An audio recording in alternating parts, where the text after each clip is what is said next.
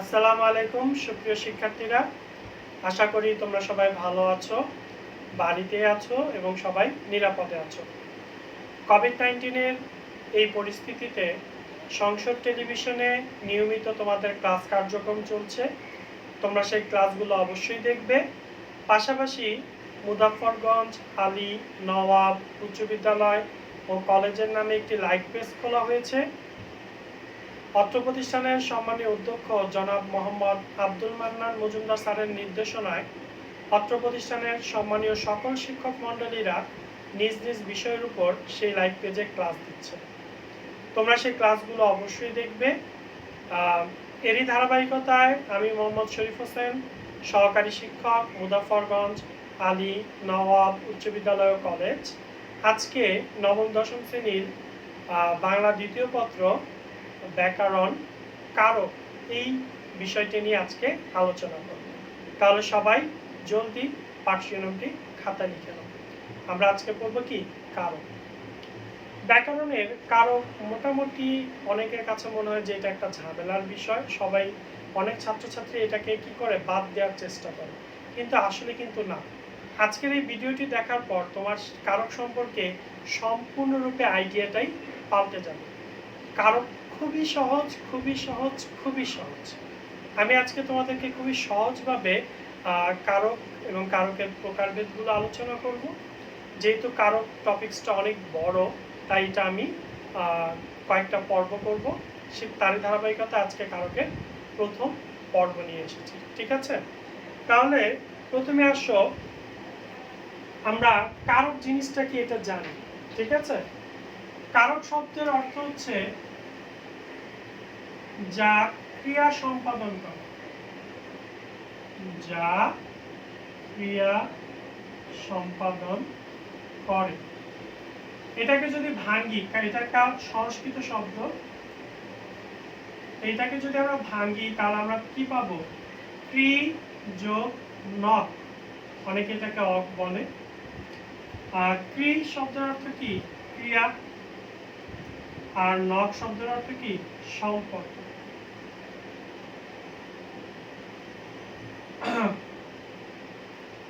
ক্রিয়াপদের সাথে বাক্যের নামপদের যে সম্পর্ক সেটাকেই কারক বলে। ক্রিয়াপদের সাথে, আমি আবারও বলছি, ক্রিয়াপদের সাথে নামপদের যে একটা সম্পর্ক তাকে কি বলে? কারক বলে। একটু লিখে তোমাদেরকে একটা বাক্য লিখে বোঝানোর চেষ্টা করছি। দেখ, আমি একটা বাক্য লিখি, রাজশ্রী একটা মেয়ের নাম, প্রতিদিন সকালে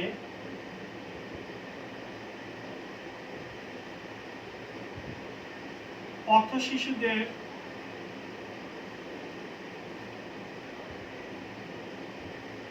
প্যাকেট থেকে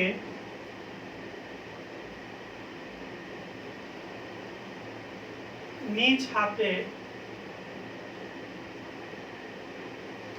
মিষ্টি বিতরণ করে। নিজ হাতে মিষ্টি বিতরণ করে। তাহলে এই দেখো, অনেক বড় কিন্তু আমরা একটা বাক্য লিখলাম যে রাজশ্রী একটা মেয়ে, সে কি করে? প্রতিদিন সকালে পথ শিশুদের প্যাকেট থেকে নিজ হাতে মিষ্টি বিতরণ করে। তাহলে এই যে এখানে আমরা দেখতে পেলাম, এই বাক্যে ক্রিয়াপদ কোনটা, অর্থাৎ কাজ কোনটা বোঝাচ্ছে? রাজশ্রী প্রতিদিন সকালে পথ শিশুদের প্যাকেট থেকে নিজ হাতে মিষ্টি নাকি বিতরণ করা? হ্যাঁ, এখানে অবশ্যই কাজটা হচ্ছে কি? বিতরণ করা। তাহলে এটা এখানে কি? এটা হচ্ছে ক্রিয়াপদ। তাহলে এই বাক্যের যদি আমি ক্রিয়াপদটাকে বাদ দিই, যেটা এত ছোট অংশ, এটা বাদ দিলে দেখো তো বাকি যে বড় অংশটা আছে এটার কোনো অর্থ হয় কিনা? রাজশ্রী প্রতিদিন সকালে পথ শিশুদের প্যাকেট থেকে নিজ হাতে মিষ্টি, কোনো অর্থ হয়? হয় না। তাহলে একটা বাক্যের অপরিহার্য পদ কোনটা? ক্রিয়াপদ। একটা বাক্যের অপরিহার্য পদ হচ্ছে কোনটা? সেটা হচ্ছে কি? ক্রিয়াপদ। তাহলে এই যে ক্রিয়াপদ ছাড়া বাক্যের যে বাকি যে পদগুলো আছে এগুলোর নাম হচ্ছে নামপদ। এগুলোর নাম হচ্ছে কি? নামপদ। তাহলে এই ক্রিয়াপদের সাথে এই যে নামপদের একটা কি আছে? সম্পর্ক আছে। এই ক্রিয়াপদের সাথে প্রত্যেকটা নামপদের একটা কি আছে, সম্পর্ক আছে। যে সম্পর্কটা আমাকে বের করতে হয় থেকে ক্রিয়াপদ থেকে, এবং সম্পর্কটা এই যে বের করি আমরা ক্রিয়াপদের সাথে নামপদের যে একটা সম্পর্ক আছে যেটা আমরা নির্ণয় করি, সেটার নামই হচ্ছে কি কারক। সবাই বুঝতে পেরেছো? আবারও বলছি, ক্রিয়াপদের সাথে নামপদের যে সম্পর্ক সেটাই হচ্ছে কি কারক। ক্লিয়ার? তাহলে কারক হচ্ছে কয় প্রকার? কারক হচ্ছে 6 প্রকার। কিভাবে দেখি? প্রথমটা হচ্ছে কর্তৃকারক। কর্তৃ মানে হচ্ছে কর্তা বা সাবজেক্ট। এখন আমরা যেহেতু সবগুলা পদ থেকে বের করব, ক্রিয়াপদ থেকে, তাহলে কর্তৃকারক আমরা কিভাবে বের করব? আমরা যদি ক্রিয়াপদকে কি বা কারা দিয়ে প্রশ্ন করি, আমরা যদি কে বা কারা দিয়ে যদি আমরা প্রশ্ন করি, তাহলে যে উত্তরটা বের হবে সেটি হবে কি কর্তৃকারক। যেমন আমি বললাম এই বাক্যে কি করা, বিতরণ করা। কারা বিতরণ করে?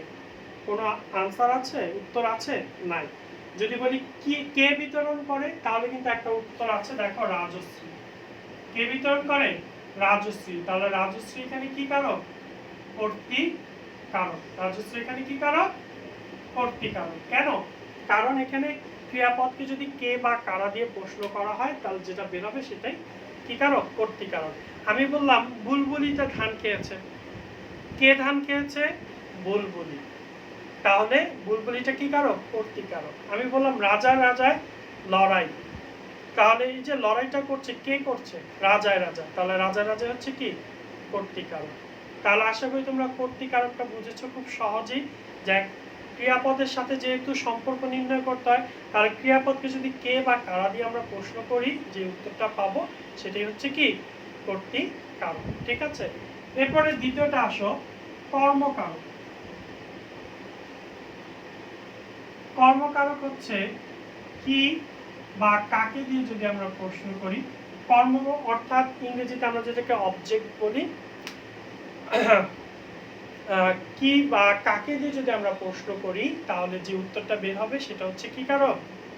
কর্মকারক। আসলে এই বাক্যটাকে আমরা এই যে ক্রিয়াপদটাকে বিতরণ করা, এখন আমি যদি প্রশ্ন করি কি বিতরণ করে, তাহলে উত্তর হবে কি মিষ্টি। কি বিতরণ করে? মিষ্টি বিতরণ করে। তাহলে মিষ্টিটা কি কারক? কর্মকারক। এখন আমি যদি বলি কাকে দিয়ে প্রশ্ন করি, কাকে বিতরণ করে, তাহলে তুমি বলতে পারো স্যার পথ শিশুদের বিতরণ করে। তাহলে কি পথ শিশুরাও কি কর্মকারক হবে? না, পথ শিশু কর্মকারক হবে না। এটার কারণ হচ্ছে 3 নম্বর যেটা আমাদের সম্প্রদান কারক, সেটাকেও কাকে দিয়ে প্রশ্ন করলে পাওয়া যায়। কিন্তু এখানে সম্প্রদান কারকে আমরা কাকে দিয়ে প্রশ্ন করলো, যেখানে আমরা দেখবো নিঃস্বার্থভাবে কোনো কিছু দান করা হচ্ছে, শ্রদ্ধা ভক্তি দেখানো হচ্ছে, তাহলে সেটা হবে আমাদের, সেটা দিয়ে কাকে দিয়ে প্রশ্ন করলে সেটা সম্প্রদান কারক হবে, তখন সেটা কর্মকারক হবে না। যেমন রাজশ্রী প্রতিদিন সকালে পথশিশুদের যে মিষ্টি বিতরণ করে, এখানে কি রাজশ্রীর কোনো স্বার্থ আছে? রাজশ্রী কি পথশিশুদের কাছ থেকে টাকা নিচ্ছে, যে তোমরা টাকা দাও, 2 টাকা দাও তাহলে মিষ্টি দিব, এমন কোনো কিছু হচ্ছে না। সে কিন্তু এটা নিঃস্বার্থভাবে দান করছে।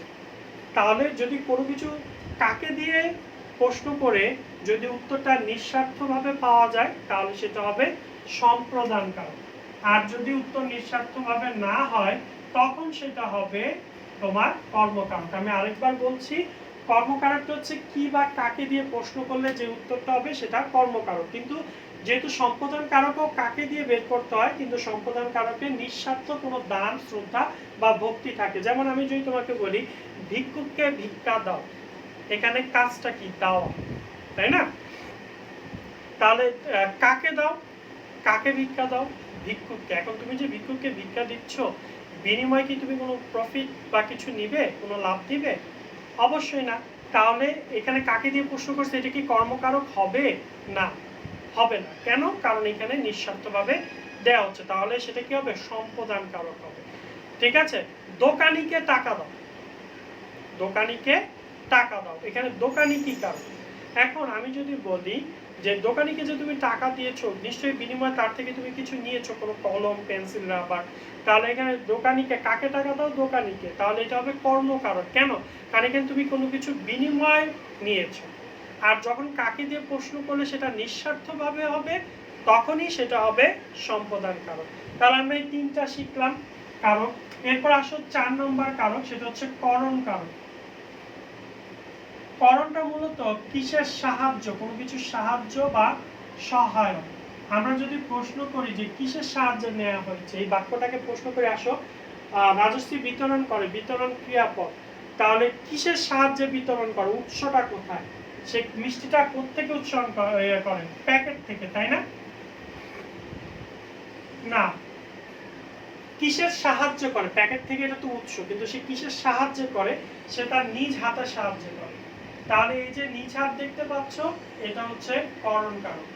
কোনো কিছুর সাহায্যে যদি করি আমরা, তাহলে সেটা হচ্ছে করণ কারক। যেমন রাজশ্রী কিসের সাহায্যে মিষ্টি বিতরণ করছে, যদি আমরা প্রশ্ন আসে তাহলে কি নিজ হাতের সাহায্যে, তাহলে সেটা হবে করণ কারক। আমি যেমন উদাহরণ বলি, হকি স্টিকে তার মাথা ফাটলো, তাহলে এখানে মাথা ফাটাটা হচ্ছে আমার ক্রিয়া। কিসের সাহায্যে মাথা ফাটলো? হকি স্টিকের সাহায্যে। তাহলে হকি স্টিকটা হবে করণ কারক। কোনো কিছুর সাহায্যে সহায়ক হিসেবে যদি ক্রিয়াপদের সাথে যে সম্পর্কটা হবে, সেটা হবে কার সম্পর্ক? করণ কারকের সম্পর্ক। ঠিক আছে? এরপরে মোস্ট ইম্পর্টেন্ট 2টা আরো বাকি আছে, সেটা হচ্ছে অপাদান এবং অধিকরণ। অপাদান এবং অধিকরণটা অনেকটাই আমাদের মধ্যে প্রশ্নে আসে এখান থেকে, এবং আমাদেরকে ভেজালের মধ্যে ফেলে দেয়। অপাদানটা হচ্ছে থেকে, অর্থাৎ কোনো ভয় থেকে হোক, যে জিনিসটা দ্বারা কোনো কিছু মাইনাস বোঝায়। আর অধিকরণ দ্বারা কোনো কিছু প্লাস বোঝায়, স্থান, সময় বা বিষয়। চলো আরেকটু ক্লিয়ার করি। যেমন দেখো, আমি যদি বলি এখানে বিতরণ করা, যে কোথা থেকে, এটা প্রশ্ন করবো আমরা কি দিয়ে? কোথা থেকে। আমরা যদি বলি যে রাজশ্রী কোথা থেকে মিষ্টি বিতরণ করে, তাহলে কি হবে? প্যাকেট থেকে। কোথা থেকে হবে? প্যাকেট থেকে। তাহলে এটা হবে কি? অপাদান, কারণ সে প্যাকেট থেকে কি করছে? মিষ্টি বিতরণ করছে।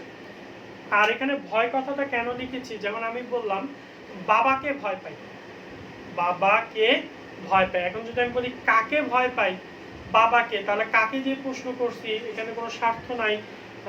এটা কি সম্প্রদান হবে নাকি কর্মকারক হবে? একটা আমাদের কনফিউশন থেকে যায়, কিন্তু এই 2টার একটাও হবে না। কারণ বাবাকে ভয় পায়, অর্থাৎ বাবা থেকে ভয় পায়। ভয়টা কার থেকে আসছে? বাবার থেকে। তাহলে এখানে বাবাটা ভয় কথাটা থাকার কারণে সেটা কি হবে? অপদান কারক। এবং অপাদান কারকের সবচেয়ে বেশি যেটা, অপাদান কারকটা মাইনাস হয়ে যায়, কারণ এখানে থেকে কথাটা থাকে। যেমন তিলের তৈল হয়, তাহলে এটাকে যদি ভাঙি তাহলে কি হয়? তিল থেকে তৈল হয়। তিল থেকে তৈল, অর্থাৎ একটা কিছু মাইনাসের ব্যাপার কাজ করছে, একটা বাদ পড়ার কাজ করছে, তাহলে এটা অপাদান কারক। আর যদি বলি তিলে তৈল আছে, অর্থাৎ একটা প্লাসের কাজ করছে, জিনিসটা আছে, ঠিক আছে, তখন সেটা হবে কি? অধিকরণ কারক। যেমন আমি আরেকটা কথা বলি, দেখো রাত থেকে বৃষ্টি হচ্ছে, রাত থেকে বৃষ্টি হচ্ছে। তাহলে এখানে দেখো থেকে কথাটা আছে, এবং রাত থেকে বৃষ্টি কিন্তু হচ্ছে, চলেই যাচ্ছে, মাইনাস হয়ে যাচ্ছে। তাহলে এটা কি কারক? অপদান কারক। আর যদি বলি রাতে বৃষ্টি হয়, অর্থাৎ এখনো আছে, হচ্ছে, রাতে বৃষ্টি হচ্ছে, এখনো আছে জিনিসটা, তাহলে সেটা হবে কি? অধিকরণ কারক। আর অধিকরণ কারকে হচ্ছে কখন থেকে, এটা বোঝায়, কখন বা সময় বা বিষয় বা স্থান জানতে চায়। যেমন দেখো রাজশ্রী কখন মিষ্টি বিতরণ করে? এই যে প্রতিদিন সকালে, এটা হচ্ছে আমার অধিকরণ কারক। যে রাজশ্রী কখন মিষ্টি বিতরণ করে? প্রতিদিন সকালে সে মিষ্টি বিতরণ করে। এছাড়া অধিকরণ কারক চেনার আরো উপায় হচ্ছে কোন একটা নির্দিষ্ট স্থানকে বোঝাবে, সময় ছাড়া বিষয়কে বোঝাবে। যেমন সাকিব ব্যাটিং এ ভালো, এখানে ব্যাটিং এটা একটা সাকিবের বিষয়, ঠিক আছে, তার পারফরমেন্স ব্যাটিং এ ভালো, তাহলে ব্যাটিংটা হবে অধিকরণ কারক। ঠিক আছে, দাবায় সে বিশ্ব চ্যাম্পিয়ন, এখানে দাবা এটা একটা বিষয়, তাই এটাতে হবে কি কারক? অধিকরণ কারক। তারপর স্থান যদি বোঝায়, মনে করো গাড়িটি স্টেশনে আছে, অর্থাৎ গাড়িটি কিন্তু চলে যায়নি, মাইনাস হয়নি, প্লাসই আছে, এখনো আছে। তাহলে একটা স্টেশন একটা নির্দিষ্ট জায়গা বোঝাচ্ছে, তাহলে এটা অধিকরণ কারক। ঠিক আছে? আর সময় বুঝালে তো বললামই, সেটাও কি অধিকরণ কারক। তাহলে এটা হচ্ছে মূলত আমরা আবার বলি যে কারক 6 প্রকার, এবং কারকের কাজ হচ্ছে ক্রিয়াপদের সাথে নাম বাক্যের অন্যান্য পদের সম্পর্কের মাধ্যমে কারক নির্ণয় করা হয়। যদি কে বা কারা দিয়ে প্রশ্ন করি, যে উত্তর আসবে কর্ম। কাকে কি বা কাকে দিয়ে প্রশ্ন করলে কাকে যদি নিঃস্বার্থভাবে সম্প্রদান, নিঃস্বার্থ না হলে সেটা কর্ম। তারপরে যদি কোনো কিছু সাহায্য করি সেটা করণ। যদি কোনো কিছু থেকে বুঝায়, মাইনাস বাদ পড়ার বিষয় বুঝায়, তাহলে সেটা কোথা থেকে, এটা হচ্ছে অপাদান। আর যদি কোনো বিষয়, স্থান অথবা সময় বুঝায় এবং প্লাসের একটা বিষয় থাকে যে বাদ পড়ে না, যেমন গাছে পাতা আছে, জিনিসটা প্লাস বোঝাচ্ছে যা আছে, তাহলে এটা অধিকরণ। আর যদি বলি গাছ থেকে পাতা পড়ে, থেকে আছে এবং মাইনাসের একটা বিষয় বুঝছে, তখন সেটা অপাদান কারক। এই হচ্ছে আমাদের কারকটা। এখন কি খুব সিম্পল মনে হচ্ছে না? আমি জানি অবশ্যই সিম্পল মনে হচ্ছে। পরবর্তী ভিডিওতে আমরা প্রত্যেকটা কারকের প্রকারভেদ নিয়ে আলোচনা করব। কর্তৃকারক 4 প্রকার, কর্মকারক 2 প্রকার, প্রত্যেকটা প্রকারভেদগুলো আলাদাভাবে তোমাদেরকে বোঝানোর চেষ্টা করব। এই ভিডিওটা দেখে আমি আশা করব তোমরা এখন কারক নিয়ে আর তোমাদের কোনো ঝামেলা থাকবে না। সবাই খুব সহজেই কোনটা কোন কারক সেটা সহজেই নির্ণয় করতে পারবে। তো আজকে এখানেই বিদায় নিচ্ছি, আবার দেখা হবে অন্য কোনো ভিডিওতে।